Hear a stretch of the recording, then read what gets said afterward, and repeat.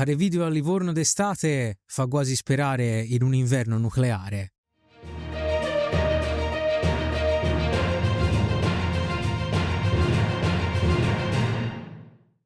Bentornati nel forum e continuiamo a questo punto la linea, diciamo, di recensioni di prodotti che almeno io faccio ricadere sotto l'ombrello di Modena. Ora, Salvage Union io non l'ho comprato a Modena, sebbene fosse disponibile. Questa è una copia da recensione che ci è stata inviata ed è per questo in inglese, della Leyline Press, e un gioco di due persone che leggerò da qua perché non sono assolutamente sicuro di pronunciare i loro nomi bene, eventualmente mi scuso. Aled Lavlor e Panaitios Lines. Tra l'altro li ringrazio per averci mandato questo manuale di un gioco che veramente non mi è dispiaciuto per nulla. Ora, il gioco è disponibile comunque in italiano, ce lo porta la Need Games, solo che in italiano non sono ancora disponibili le espansioni. Le espansioni sono sostanzialmente 3 campagne sandbox. Sta passando un'ambulanza. Ci sono state molte ambulanze in questa serata di registrazioni. Comunque non sono disponibili in italiano le 3 campagne sandbox, sono ancora disponibili solo in inglese, ma speriamo di vederle presto anche nella nostra lingua. A questo punto, di cosa parla Salvage Union? È un post-apocalittico. Un post-apocalittico in una di quelle apocalissi che è già accaduta da tantissimo tempo. Dell'apocalisse noi vediamo i risultati secoli dopo, per così dire. È qualcosa che non si sa bene perché sia stata scatenata, non si sa bene quali siano stati gli effetti immediatamente dopo. Noi vediamo sostanzialmente solo i ruderi ormai cotti dal sole di civiltà che da queste sono state distrutte, ma di cui noi non sappiamo assolutamente niente.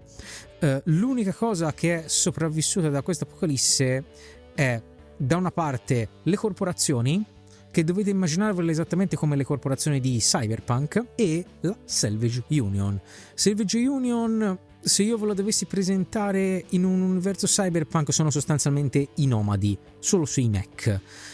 Mi spiego meglio. Se da una parte abbiamo Arcopoli, stile effettivamente Night City di Cyberpunk, in cui le corporazioni sono al vertice e sono impegnate in questa sorta di guerra politica fra di loro, perché ovviamente una guerra aperta sarebbe impensabile per il dominio delle ormai poche risorse del pianeta, dall'altra parte troviamo la Salvage Union, che vive con uno stile di vita direi non assolutamente capitalistico, anzi molto ispirato a un ideale socialismo, e vivono sostanzialmente come dei nomadi, spostandosi su questi grandissimi veicoli meccanici chiamati appunto Union Crawler, in cui abitano miriadi, migliaia di persone. Sono effettivamente delle megalopoli su ruote, zampe, cingoli, quello che voi preferite, e sono difesi appunto dai Salvagers. Ora, nel mondo di Salvage Union i mech, questa sorta di moto, perché abbiamo le finestre aperte se non si capisse, questi mech, questi giganteschi robot esistono praticamente da sempre. Nascono per assolvere a tantissimi lavori di natura pesante e manuale, come ad esempio coltivare i campi, portare personale in zone pericolose, svolgere lavori di edilizia, lavori di demolizione, lavori di costruzione varia, ma ovviamente vengono utilizzati anche per la guerra. Dato che molto spesso gli Union Crawler si troveranno a affrontare pericoli di ogni genere e spostarsi in territori pericolosi proprio per la loro natura, hanno bisogno di una serie di valorosi cavalieri, potremmo dire, a bordo dei loro mech, che li difendono e li guidano attraverso questi pericoli. Tenendo conto che un Union Crawler può tranquillamente difendersi da solo, ma è molto lento, avanza quasi a passo d'uomo, e quindi sostanzialmente sarebbe, per prendere una pagina dai libri militari, come un pesante carro armato che è abbandonato senza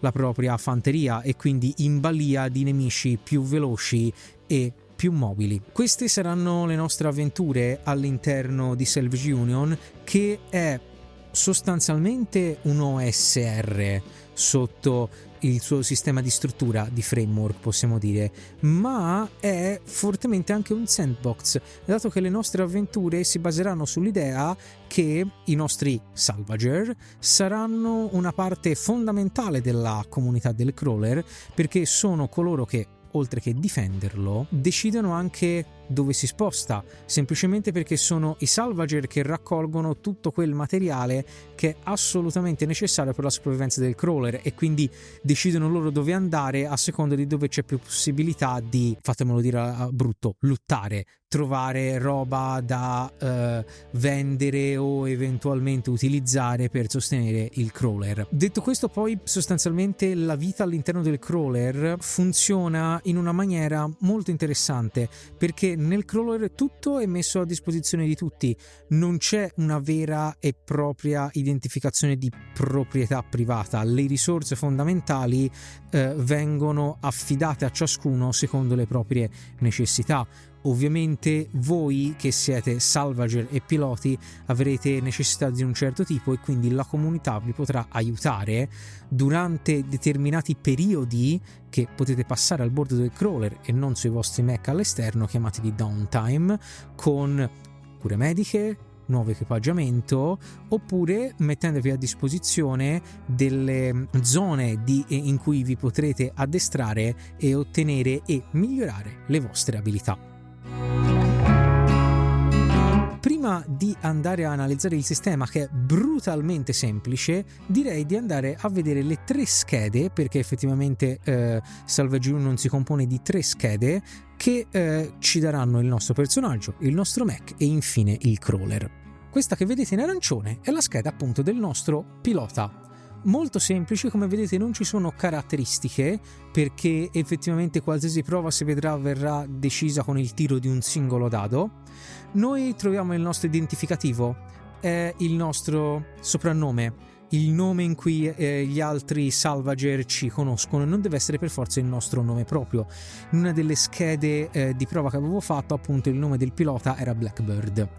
Troviamo poi la classe, ci sono diverse classi fra cui scegliere, come vi potrete immaginare ci sono cose molto comuni tipo il meccanico, l'hacker, il soldato, e c'è anche una classe Jolly che è appunto il salvager, che è caratteristico perché può prendere abilità da tutte le altre classi, ma a suo tempo non può scegliere abilità particolarmente specializzate. Abbiamo una zona per descrivere il nostro aspetto e, importantissimo, motto, cimelio e background. Il background ci dirà appunto chi eravamo prima di entrare a far parte della Salvage Union, e quindi ci darà alcuni elementi assolutamente importanti per interpretare il personaggio. Il cimelio è qualcosa che ci portiamo dietro dalla nostra vita precedente e che è importante per noi, e dunque avrà una particolare funzione meccanica, quella di poter farci una volta per sessione ritirare il dado, mentre il motto è la frase che noi diciamo per ispirare gli altri. In questo modo il motto potrà fare in modo che una volta per sessione qualcun altro dei nostri compagni possa ritirare un dado. Troviamo poi lo spazio per i PF, punti ferita, e PA, punti azione, che serviranno per attivare alcune particolari abilità del nostro pilota. Non dovete stare a deciderle in maniera particolare, tutti partono con 5. Sotto vedete la zona per le abilità. Le abilità dipendono dalla nostra classe, ne otterremo varie salendo di livello e addestrandoci nella zona dedicata del nostro crawler, tenendo conto che ogni classe ha una sorta di cammino di sviluppo. Potremo mano a mano che spendiamo i punti nelle nostre abilità decidere di diventare più bravi in una singola classe, sbloccando le abilità più avanzate, oppure sbloccare particolari tipi di classi ibride che prevedono la possibilità di scegliere abilità anche di altre classi. Ovviamente più si va avanti in un ramo di abilità, più sarà il tempo richiesto di addestramento e il costo che si richiederà in punti abilità. Trovate appunto lo spazio per annotare il nome dell'abilità, la sua descrizione, il suo eventuale costo in PA. L'orologino che vedete è il tempo che serve per attivarla nel caso ci sia, e eventuali effetti che può avere ad area, quindi se è un'abilità che può essere utilizzata ad esempio a corpo o anche a distanza, che è la terza casellina, quella che ha quella specie di metro sotto. Questo è sostanzialmente tutta la scheda del pilota, tenendo conto che la maggior parte di questi elementi, a parte l'abilità ovviamente che ve la dovete scegliere, possono essere decisi tranquillamente da voi o tirati casualmente da delle tabelle che si presentano sul manuale. Scorriamo ancora, vedete qui c'è lo spazio per le altre abilità, potete avere un massimo di queste abilità. Nel caso riempiate tutte le caselle e vogliate ottenere un'altra abilità, dovete cancellarne una che conoscete. Sotto abbiamo lo spazio per l'inventario, possiamo avere 2 oggetti di partenza, altri ci potranno essere forniti dall'armeria del crawler nei periodi di downtime. Introduco qua, parlando dell'inventario, i livelli di tecnologia. Qualsiasi cosa nel mondo di Salvage Union ha un livello di tecnologia. Partiamo sempre dal livello di tecnologia 1 e sarà effettivamente la pool da cui potremo scegliere i nostri primi mech e il nostro equipaggiamento. Mano a mano che andremo avanti nelle nostre avventure sarà possibile trovare armi, equipaggiamento dei mech, e anche il nostro Union Crawler aumenterà di livelli di tecnologia che, come potete immaginare, più si va in alto più presentano armi o effetti potenti e utili, ma sono più rari e nel caso del crawler più difficili da mantenere. Questa è la scheda del mech. È la seconda vostra scheda del personaggio, dato che sostanzialmente i piloti possono agire a terra da soli o possono agire all'interno del loro mech. Il mech ha, come vedete, una sorta di scheda delle caratteristiche in cui viene identificato il telaio e il modello e tutta una serie di elementi che sono ad esempio la sua capacità di surriscaldamento, la sua capacità di carico e così via. Non vi preoccupate, non c'è una maniera lunga e complessa da min-maxer, oserei dire, per calcolarlo. Il manuale presenta tutta una nutritissima serie di mech con già le caratteristiche che possono essere prese tranquillamente ricopiate in queste caselle. Fra queste potremo trovare anche i punti struttura, i PS, che sono sostanzialmente i punti vita del nostro mech, e i PE, che sono i punti energia che serviranno per attivare di nuovo abilità particolari del nostro mech. Tenendo conto che le vostre abilità da pilota possono essere utilizzate spendendo i vostri punti abilità anche da dentro il mech, quindi ad esempio se avete un'abilità che vi fa vedere più lontano o che vi fa andare per primi in iniziativa o che vi fa fare più danni in carica ed è del pilota, la potete utilizzare tranquillamente a bordo anche del mech.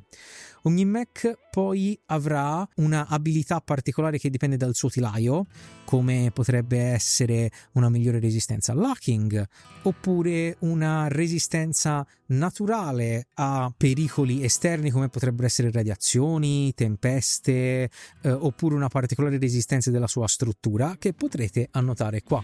Ci sono degli elementi poi del mech come le sue caratteristiche particolari e il suo aspetto che potete decidere voi insieme al suo nome oppure tirare casualmente sempre dal manuale, tenendo conto che per ogni mech il manuale ci presenta almeno 3 build già pronte nel caso vogliate iniziare a giocare senza stare a guardare, a scegliervi l'equipaggiamento.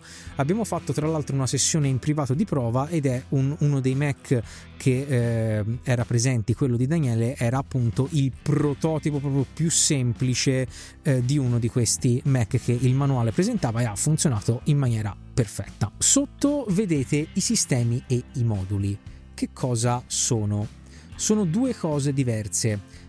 I sistemi sono gli elementi meccanici fondamentali del vostro mech, come potrebbe essere il suo sistema di locomozione o le armi.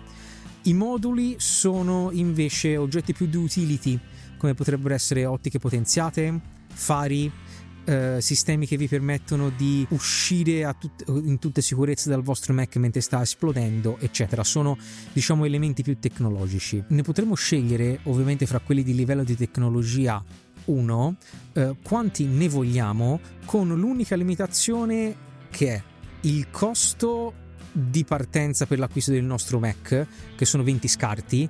Gli scarti, anche questi, vanno sulla base del livello di tecnologia e sono la valuta sostanzialmente di questo mondo. Ne abbiamo 20 per creare il nostro Mac e ci dobbiamo far rientrare i costi dei sistemi, dei moduli e anche del Mac. Ogni Mac ha un costo che ci viene presentato nella sua scheda. L'altra limitazione è il numero effettivo di sistemi e moduli che un Mac può trasportare. Ovviamente non ce ne potete mettere di più, perché è come sovraccaricare ad esempio di componenti un computer o una macchina. Nella scheda trovate appunto lo spazio per indicare il nome del sistema e del modulo, i suoi effetti, i danni nel caso siano armi, e il loro costo in scarti e il numero di slot di sistema o modulo che essi occupano, per tenere conto di quanti ne avete installati sul Mac, tenendo conto che questi possono essere distrutti o danneggiati e possono essere riparati. È inutile dire che Mac di livelli di tecnologia superiore avranno più spazi per tenere più moduli e più sistemi. Ogni Mac ha un cargo. Normalmente tutti i Mac partono con 6, bene o male 6, forse qualcosa di più, caselle di cargo. Ci sono alcuni Mac specializzati nel poterne portare molto di più, e alcune abilità del pilota che vi potranno permettere di avere un vero e proprio camion da trasporto, un vero e proprio camion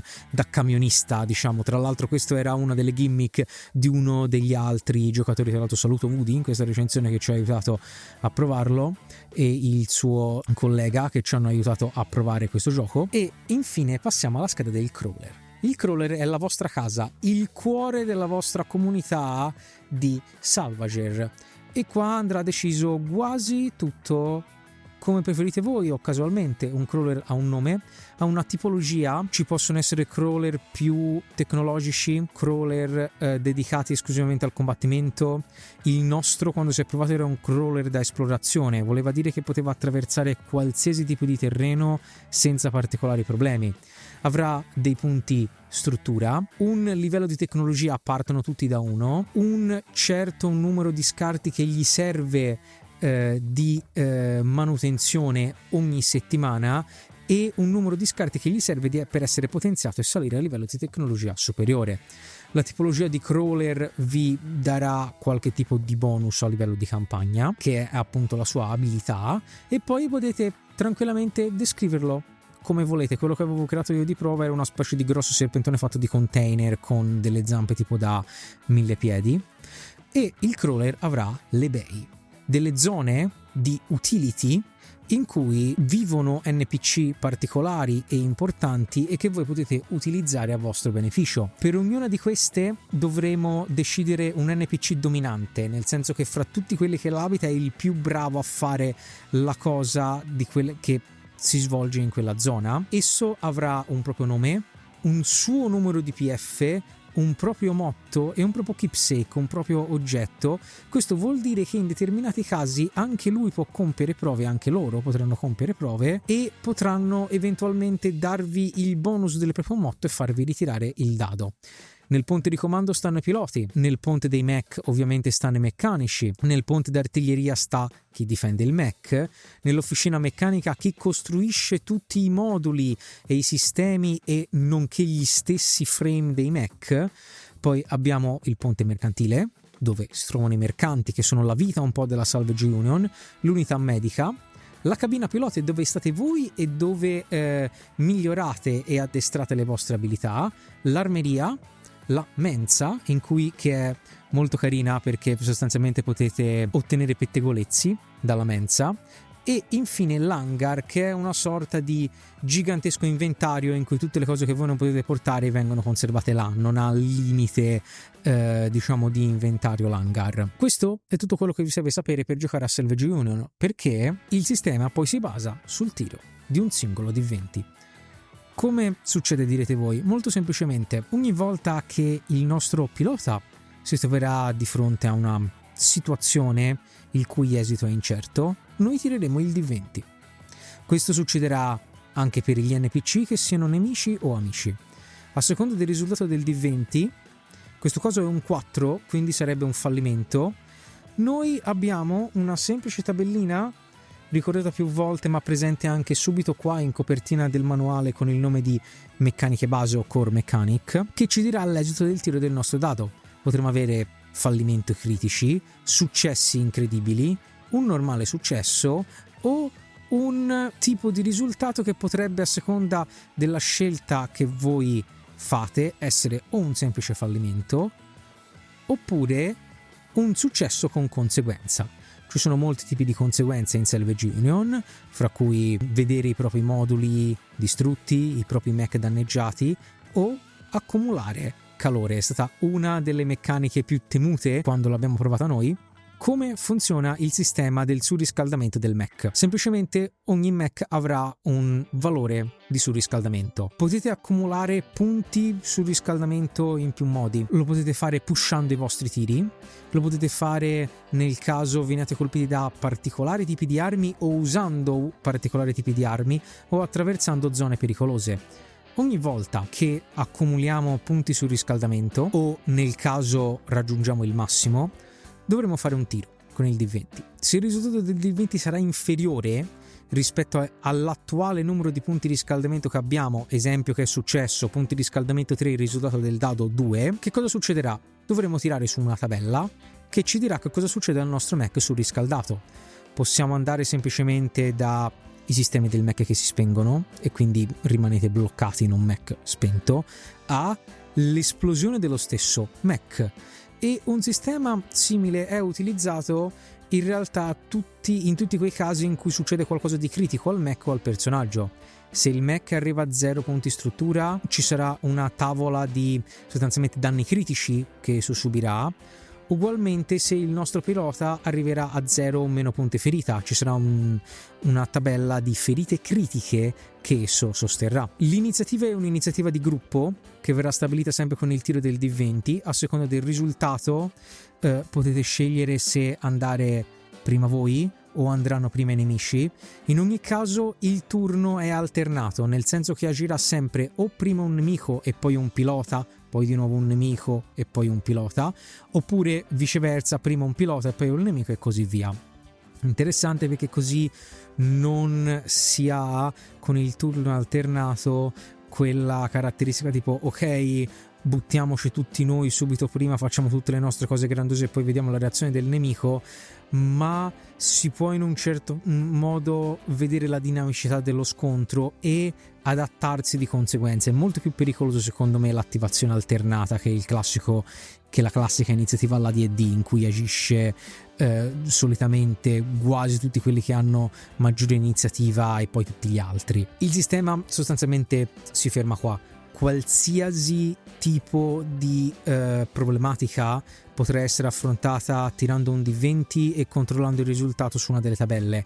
Ce ne sono molte e effettivamente durante la nostra prova all'inizio è un pochino fastidioso andare a ricontrollare su tutte queste tabelle e diventa ancora più fastidioso per il master quando ci sono scontri importanti fra mech, perché dovete tenere a mente i nemici, eventuali nemici che non sono mech che ci sono, e ogni mech nemico ovviamente avrà il suo loadout, il suo equipaggiamento, i suoi sistemi, e questi sono contenuti in delle tabelle a parte, quindi dovete fare un po' avanti e indietro per il manuale per sostanzialmente andare a vedere tutte queste caratteristiche all'inizio, ovviamente quando non potete ricordarvele bene.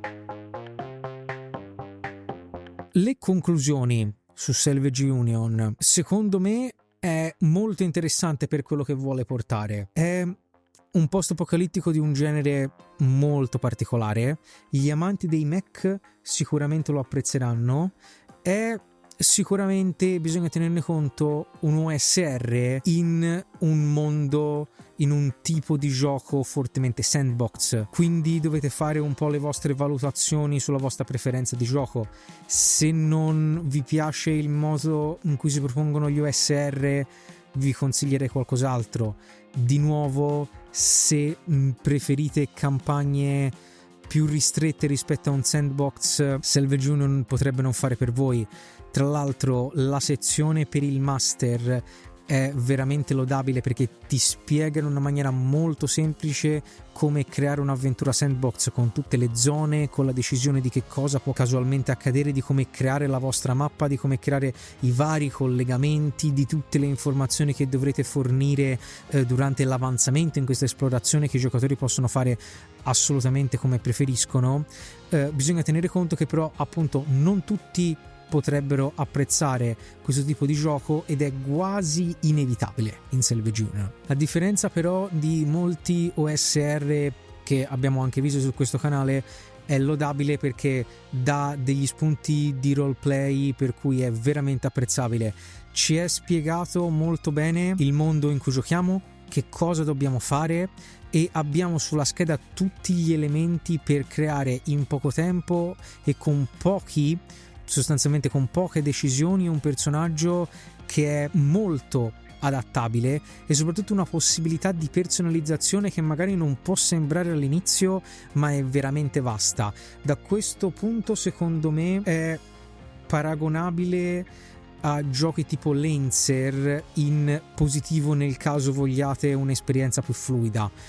Nulla togliere a Lancer, ma Lancer a un certo punto è praticamente un gioco da tavolo con alcuni elementi di ruolo alla fine inseriti dentro. Qua è quasi il contrario, sono quasi tutti elementi di ruolo e gli elementi meccanici sono risolti tirando un semplice dado e controllando una tabellina, tenendo anche conto che le possibilità di personalizzazione del proprio Mac, più si va avanti nei tech level, più sono assolutamente incredibili. Voi potete avere un Mac di tech level massimo in cui però magari potete installare tantissimi sistemi di tech level 1 solamente perché vi danno più semplicemente minore a livello di danni ma incredibile potenza di fuoco, potete diventare delle fortezze mobili sostanzialmente.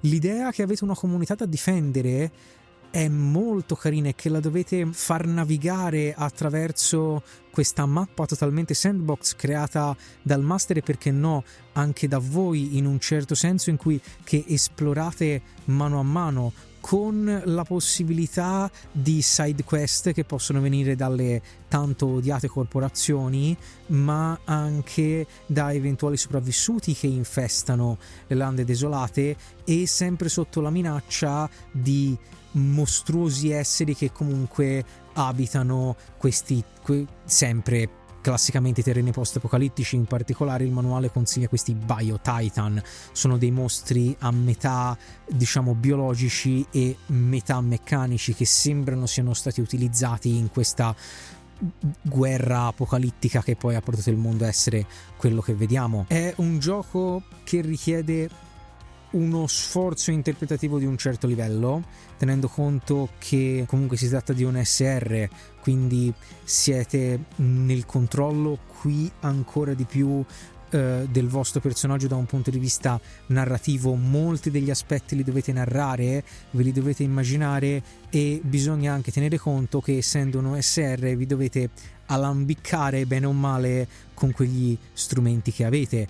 Nella nostra partita di prova è stato molto interessante vedere come è stato utilizzato un cavo particolarmente resistente per atterrare un mostro altrimenti veramente pericoloso e quindi renderlo più inoffensivo da un certo punto di vista. Però dovete tenere conto che non avete sempre a disposizione tutti gli strumenti che vi possono servire e questo è molto importante. Viaggiate molto spesso da soli o solo con i vostri compagni in un mondo inospitale e è molto probabile che a un certo punto i vostri mech e gli stessi piloti non saranno in una condizione ottimale per affrontare lo scontro che avete di fronte, però affrontare lo scontro sarà inevitabile e quindi dovete un po' arrangiarvi. Detto questo, io, se siete interessati ai temi che Salvage Union propone, ve lo consiglio vivamente. È un gioco in realtà relativamente semplice da intavolare, molto ben individuato, ma in realtà non tragico da affrontare a livello di temi, dato che comunque è qualcosa che, se siete del settore, un po' avete sempre visto. Ci sono le corporazioni, c'è il post-apocalittico, ci sono queste macchine da combattimento che sicuramente possono catturare l'attenzione di molti, E io con questa recensione credo di aver terminato qui. Ringrazio di nuovo gli autori per averci dato la possibilità di analizzare questo manuale nella sua versione originale. Se lo volete in italiano rivolgetevi tranquillamente alla Need Games, che tra l'altro l'aveva in vendita già a Modena. Ricordo che però purtroppo ancora in inglese sono disponibili le 3 campagne sandbox, di cui una è un pochino più, diciamo, stile orrore cosmico, una è ispirata a Stalker, il videogioco, quindi molto apprezzabile, e una è più in stile, diciamo, post-apocalittico classico, si chiama Rainmaker ed è tutto basato sul prendere il controllo di questi appunto strumenti tecnologici che creano la pioggia in un terreno arido, i Rainmaker appunto. Se questo video vi è piaciuto, io invito a mettere mi piace, condividerlo, attivare la campanella per rimanere sempre informati, insomma, delle cose classiche da youtubers. Ricordo che se le volete controllare abbiamo diverse pagine social, abbiamo Facebook, Instagram, un gruppo Telegram se volete fare con noi 2 chiacchiere più in tempo reale sul gioco di ruolo, TikTok per contenuti più leggeri e da un certo punto di vista più comici, e se volete darci la possibilità con un minimo contributo di continuare a portare sempre recensioni nuove e contenuti diversi su questo canale, potete anche abbonarvi. Francesco dal Forum Sentenzia, chiudo.